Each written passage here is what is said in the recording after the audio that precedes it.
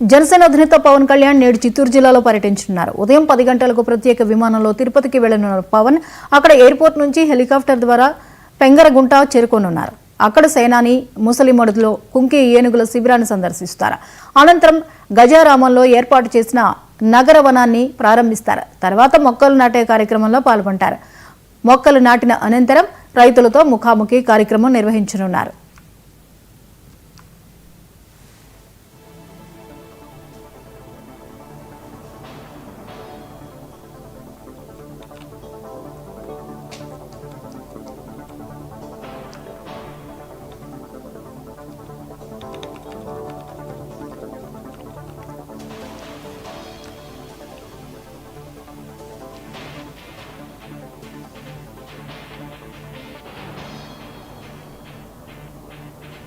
జనసేన అధినేత పవన్ కళ్యాణ్ నేడు చిత్తూరు జిల్లాలో పర్యటించనున్నారు. ఉదయం 10 గంటలకు ప్రత్యేక విమానంలో తిరుపతికి వెళ్లనున్న పవన్ అక్కడ ఎయిర్పోర్ట్ నుంచి హెలికాప్టర్ ద్వారా పెంగరగుంట చేరుకోనున్నారు. అక్కడ సేనాని ముసలిమడుగులో కుంకి ఏనుగుల శిబిరాన్ని సందర్శిస్తారు.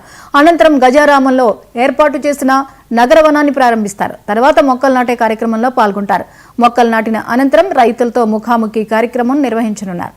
ఈ అంశంపై మరిన్ని అప్డేట్స్ ని మా ప్రతినిధి మునిరాజ్ అందిస్తారు. మునిరాజ్, ఈరోజు డిప్యూటీ సీఎం పవన్ కళ్యాణ్ చిత్తూరు పర్యటనకి రానున్నారు, వివరాలేంటి? జ్యోతి, కాసేపట్లో ముఖ్యమంత్రి deputy CM Pawan Kalyan Tirupati airport కు చేరుకోబోతున్నారు.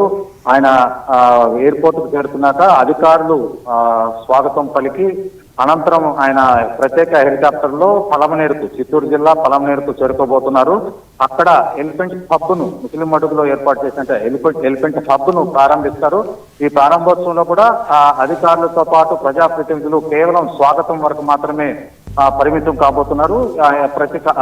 ఇతర కార్యక్రమాల్లో ప్రజాప్రతినిధులను వద్దునేసి కూడా ఇప్పటికే అప్పీల్ చేయడం జరిగింది. అయితే ముఖ్యంగా పడమటి మండలాల్లో, చిత్తూరు జిల్లాలోని పడమటి మండలాల్లో తరచూ ఏనుగులు వచ్చి పంటలను నాశనం చేస్తున్నాయి.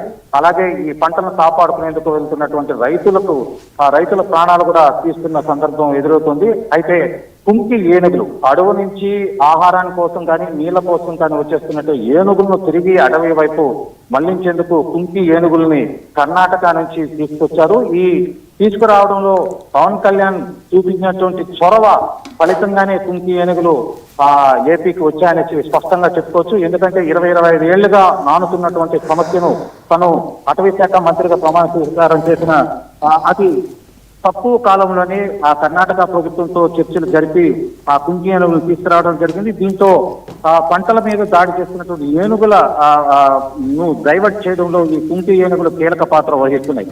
వీటి సంరక్షణ కోసం ఎలిఫెంట్ హబ్ ను ఏర్పాటు చేశారు. వాటిని మరిన్ని కుంకీలను కూడా తయారు చేసి ఏనుగులు అటవీ ప్రాంతం నుంచి పొలాల్లోకి రాకుండా చూసే ప్రయత్నం చేయబోతున్నారు.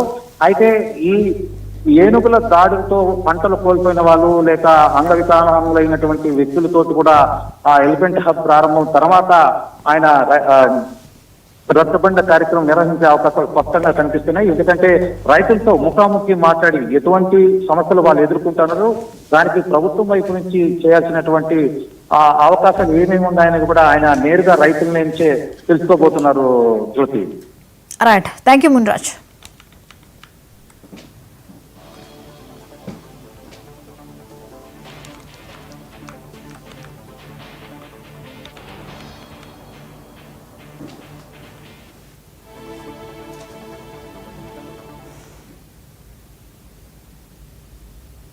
ఇవి ఇప్పటివరకు అప్డేట్స్. మరి